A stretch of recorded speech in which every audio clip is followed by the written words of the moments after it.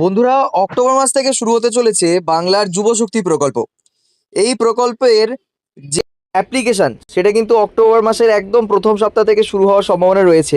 ইতিমধ্যে আমার কাছে অনেকগুলো প্রশ্ন ভেসে আসছে, যেখানে কমেন্টে অনেকেই আমাকে জিজ্ঞেস করছেন, দাদা আমার পরিবারের আমার বাবা কৃষক বন্ধুর টাকা পান এবং আমার মা অন্নপূর্ণা ভাণ্ডারে টাকা পাচ্ছেন, তো তাহলে কি আমি যুবশক্তির টাকা পাবো? এরকম নানাবিধি প্রশ্ন উত্তর কিন্তু আমাকে করা হচ্ছে এবং তার পুরো ক্লিয়ার কাট অ্যান্সার কিন্তু আমি আজকে দিয়ে দেবো। ঠিক আছে, সুতরাং বন্ধুরা ভিডিওটি সত্যি খুবই গুরুত্বপূর্ণ হতে চলেছে।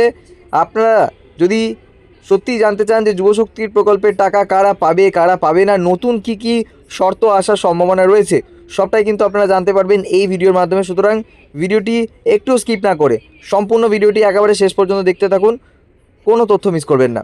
আর বন্ধুরা, আপনারা যদি আমাদের চ্যানেলে নতুন হয়ে থাকেন তাহলে অবশ্যই কিন্তু চ্যানেলটিকে সাবস্ক্রাইব করে বেল আইকনটা প্রেস করে রাখুন, যাতে ফিউচারে এরকম নতুন নতুন ইনফরমেটিভ আপডেটগুলো সবার আগে আপনার কাছে পৌঁছে যায়।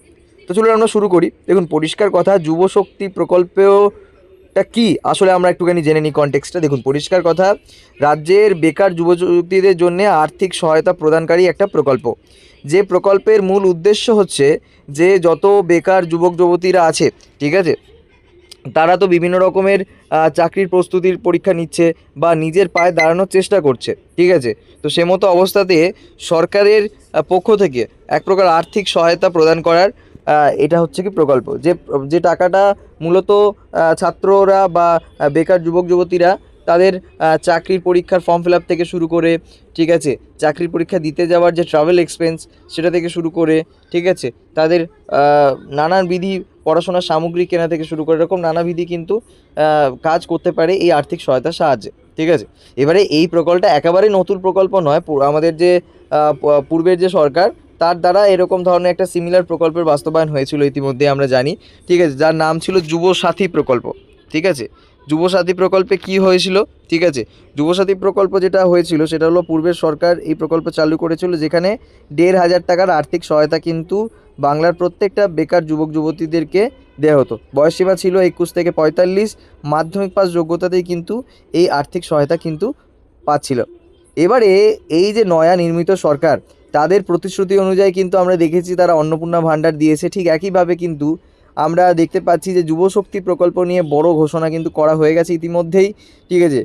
আমাদের বর্তমান মুখ্যমন্ত্রী শ্রী শুভেন্দু অধিকারী স্পষ্টভাবে জানিয়েছেন তার বিভিন্ন বক্তৃতার মাধ্যমে যে আগামী অক্টোবর মাস থেকেই কিন্তু শুরু হতে চলেছে যুবশক্তি প্রকল্পের নতুন আবেদন। তো বর্তমানে পরিষ্কার কথা, এবারে যুবশক্তি প্রকল্প আর যুবসাথী প্রকল্পের মধ্যে কি ডিফারেন্স আছে, ঠিক আছে। আপাতত এই মুহূর্তে দাঁড়িয়ে দুটো প্রকল্পই কাইন্ড অফ সিমিলারই মনে হচ্ছে, কিন্তু যে টাকার অ্যামাউন্ট বা আর্থিক সহায়তার যে পরিমাণটা সেটা কিন্তু যুব শক্তি প্রকল্পে কিন্তু দ্বিগুণ যুবসাথীর তুলনায়। সুতরাং একটা বিষয় আপনাদের কাছে ক্লিয়ার করে দিলাম যে যুবশক্তি প্রকল্পটা আসলে কি এবং তার উদ্দেশ্যটা কি, ঠিক আছে, এবং ভাতার পরিমাণটাও আপনারা জেনে ফেললেন ইতিমধ্যেই যে মোট মাসিক, ঠিক আছে। এবারে ভাতাটাও কিন্তু এখানে যে সবাইকে মাসিক ৩,০০০ টাকা দেওয়া হবে এরকম ব্যাপারটা একেবারেই নয়, ঠিক আছে। যারা গ্র্যাজুয়েট পাস করে থাকবে, যে সমস্ত বেকার যুবক যুবতীরা গ্র্যাজুয়েট পাস করেছে তারা পাবেন হচ্ছে কি মাসিক ৩,০০০ টাকার আর্থিক সহায়তা, ঠিক আছে, ওকে। এবং যে সমস্ত বেকার যুবক যুবতীরা যারা মাধ্যমিক কিংবা উচ্চ মাধ্যমিক পাস বেকার, তারা কিন্তু মাসে পাবেন ২,০০০ টাকার মাসিক সহায়তা।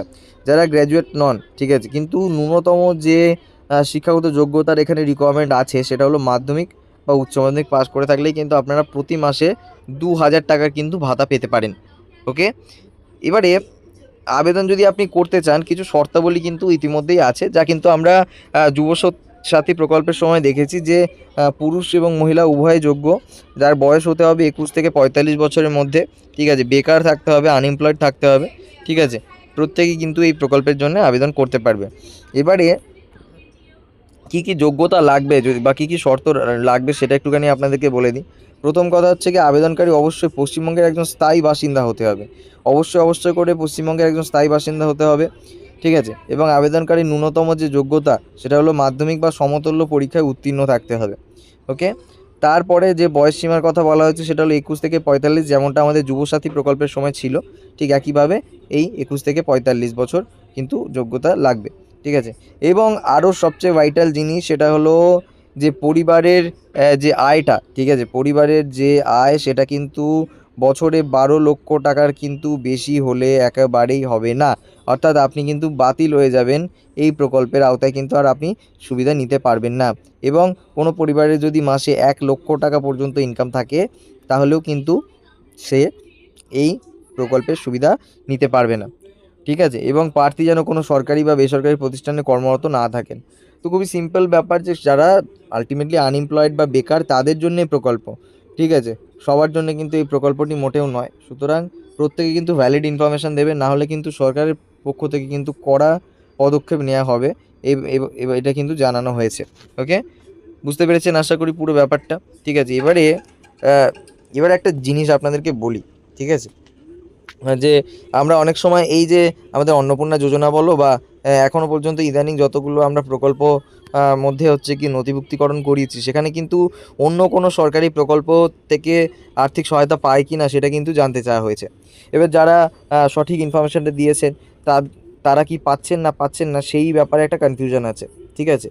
তো সেটা কেমন, দেখুন, ধরুন যে আপনার বাড়িতে, ঠিক আছে, আপনার মা বা আপনার হচ্ছে কি আম বাড়িতে হচ্ছে কি মা মা বা দিদি, ঠিক আছে, অন্নপূর্ণা যোজনার প্রাপক। অর্থাৎ সে সমস্ত মহিলা যারা অন্নপূর্ণা যোজনার টাকা পাচ্ছেন ইতিমধ্যেই, কিন্তু অন্নপূর্ণা যোজনার টাকা কিন্তু 1 জুলাই থেকে কিন্তু প্রত্যেকের অ্যাকাউন্টে, ম্যাক্সিমাম লোকের অ্যাকাউন্টে কিন্তু পাঠানো শুরু হয়েছে, ঠিক আছে। তো এবারে অনেক মহিলা এমন আছেন যাদের বয়স 25 পেরিয়েছে এবং তারা একইভাবে তারা গ্র্যাজুয়েট এবং একইভাবে তারা বেকার, ঠিক আছে। তো এই অবস্থাতে তারা অন্নপূর্ণা যোজনার কিন্তু আবেদন করেছিল, ঠিক আছে। তারা যুবশক্তি কি পাবে, এই ব্যাপারে কিন্তু অনেক প্রশ্ন কিন্তু আমাদের কমেন্ট বক্সে ভর্তি হয়ে গেছে। দেখুন, পরিষ্কার কথা, পূর্বের যুবসাথীর ক্ষেত্রেও লক্ষ্মীর ভাণ্ডার প্রাপকদের কিন্তু বাদ দেওয়া হয়েছিল। মোটামুটি দুটো প্রকল্পের সুবিধা আপনি একসঙ্গে পেতেই পারেন না, যে কোনো একটি প্রকল্পে আপনাকে কিন্তু আওতায় আনা হবে। অতএব যদি আপনার বয়স 25 হয়, আপনি যদি মহিলা হন এবং আপনি যদি ইতিমধ্যেই অন্নপূর্ণা যোজনার টাকা পাচ্ছেন, তাহলে কিন্তু আপনি এই যে যুবশক্তির টাকা, ঠিক আছে, এর আশা হচ্ছে এক প্রকার ছেড়ে দিতে হবে, যদিও এটা এখনও পর্যন্ত কিন্তু আনুমানিক ধরা হচ্ছে। এবং আর কারা পাবে না, যারা চাকরিজীবী আছে, ঠিক আছে, চাকরিজীবী, সরকারি বা আধা সরকারি বা প্রাইভেট কোম্পানিতে সুনির্দিষ্ট আয় উৎস থাকলে, ঠিক আছে, আবেদন কিন্তু গ্রহণ করা হবে না। এবং কেউ যদি আয়কর দেয়, অর্থাৎ ট্যাক্স পেয়ার হয়, তবে সেই পরিবারের কেউ কিন্তু পাবে না, ঠিক আছে। এবং ভুয়ো তথ্য প্রদানকারীরা কিন্তু পাবে না, অর্থাৎ অনেকেই এরকম দেখা গেছে অন্নপূর্ণা যোজনার ক্ষেত্রে অনেকেই ভুলভাল তথ্য দিয়েছেন, তাদের ক্ষেত্রে কিন্তু আইনি ব্যবস্থা কিন্তু নেওয়া হচ্ছে। সুতরাং আপনারা কিন্তু কখনো মিথ্যে তথ্য বা ভুয়ো তথ্য কখনোই কিন্তু দেবেন না। এবারে হচ্ছে কি, অনেকে আরও একটা জিনিস জানতে চেয়েছেন যে দাদা, এটা তো গেল আপনার অন্নপূর্ণা যোজনার ক্ষেত্রে যে ক্যান্ডিডেট বা যে উপভোক্তা সে যদি অন্নপূর্ণা যোজনার টাকা পায় তাহলে সে পাচ্ছে না, কিন্তু তার পরিবারের যদি কেউ পায় সেক্ষেত্রে কি হবে কি না হবে সেটা হচ্ছে কি আপনাকে বলে দেবো। তার আগে অনেকেই আমাকে বলেছেন যে দাদা, আমার বাবা কৃষক বন্ধু পায়, ঠিক আছে, আমার মা অন্নপূর্ণা ভাণ্ডার পায়, আমি কি তাহলে যুবশক্তি পাবো? দেখুন, আপনার কিন্তু পাওয়ার চান্সেসটা কিন্তু বেশি। কেন বেশি, এই কারণেই বললাম। দেখুন, পরিষ্কার কথা, আমাদেরকে বুঝতে হবে যে যুবশক্তি প্রকল্প কিন্তু কাদের জন্যে, বেকার যুবক যুবতীদের জন্য যারা চাকরির প্রস্তুতি নিচ্ছে। অন্নপূর্ণা যোজনা কাদের জন্যে, মহিলাদের আর্থিকভাবে স্বনির্ভরতার জন্য। কৃষক বন্ধু প্রকল্প কাদের জন্য, কৃষকের চাষবাসের খরচ ঠিক আছে করার জন্য। তো এবারে প্রত্যেকে কিন্তু যারা হচ্ছে কি উপভোক্তা আছে তারা কিন্তু ভিন্ন ভিন্ন উপভোক্তা। সুতরাং দেখুন, পরিষ্কার কথা, যারা কৃষক বন্ধু পেলো তারা কি যুবশক্তি আবেদন করতে পারবে? হ্যাঁ, দেখুন, পরিষ্কার কথা, পারা তো উচিত, কারণ কৃষক বন্ধু হলো কৃষকদের চাষের সহায়তার জন্যে ক্ষেত্রভিত্তিক স্কিম, ঠিক আছে। আর যুবশক্তি হলো সম্পূর্ণ ব্যক্তিগত বেকারত্ব ভাতা, ঠিক আছে। একজন মানুষ গ্র্যাজুয়েশন করে চাকরির প্রস্তুতি নেওয়ার পাশাপাশি অল্প জমি চাষ করতেই পারেন। তাই কৃষক বন্ধু পেলেও যুবশক্তি পাওয়া কিন্তু উচিত। এবার সরকার কী করবে সে ব্যাপারে কিন্তু এখনও স্পষ্ট কোনো বার্তা আসেনি যদিও, ঠিক আছে। এবার পরিবারের কেউ যদি অন্নপূর্ণা ভাণ্ডার বা কৃষক বন্ধু পায়, ঠিক আছে, পেলে কি আবেদন করা যাবে? হ্যাঁ, আবেদন করা যাবে। বাড়িতে যদি মা অন্নপূর্ণা যোজনা বা বাবা কৃষক বন্ধু পেলেও বেকার ছেলে যুবশক্তি পাওয়ার উচিত, কারণ মা বাবার ভাতা তাদের ব্যক্তিগত প্রয়োজনের জন্য, যুবশক্তি ব্যক্তিগত যোগ্যতা সাপেক্ষে দেওয়া হচ্ছে।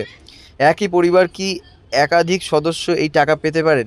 কারণ আমরা দেখেছি যে কৃষক বন্ধুর ক্ষেত্রে নয়া নিয়মে কিন্তু একটা পরিবারের শুধুমাত্র একজন সদস্যই কৃষক বন্ধু পাবেন। তো সেক্ষেত্রে একটা পরিবারে যদি দুজন বেকার থাকে, গ্র্যাজুয়েট বা মাধ্যমিক পাস ছেলে মেয়ে থাকে, তবে ব্যক্তিগত যোগ্যতার সাপেক্ষে পরিবারের একাধিক সদস্য টাকা পেতে পারে। তবে চূড়ান্ত যে সিদ্ধান্তটা সেটা কিন্তু সরকারি নীতি এবং নোটিফিকেশনের ওপর নির্ভর করেছে, ঠিক আছে। এবং বেসরকারি সংস্থায় যদি চাকরি করেন কেউ, তাহলে কি তারা আবেদন করতে পারবেন? দেখুন, আগে যুবশক্তির বেসরকারি কর্মচারীদের আবেদন করেছিলেন, কিন্তু যুবশক্তির ক্ষেত্রে যারা আধা সরকারি বা প্রাইভেট কোম্পানিতে কাজ করেন তাদের নাম কিন্তু বাদ দেওয়া হতে পারে। মুখ্যমন্ত্রী জানিয়েছেন মাসিক আয় 1 লক্ষ টাকার নিচে হলে আবেদন করা যাবে। তবে সরকারি নোটিফিকেশন এলেই পুরো বিষয়টা কিন্তু ক্লিয়ার হবে। তো বন্ধুরা, আশা করি আপনাদের সকল প্রশ্নের উত্তর আমি দিতে পারলাম, ঠিক আছে। ভিডিওটি দেখার জন্য আপনাদেরকে অসংখ্য ধন্যবাদ, ঠিক আছে।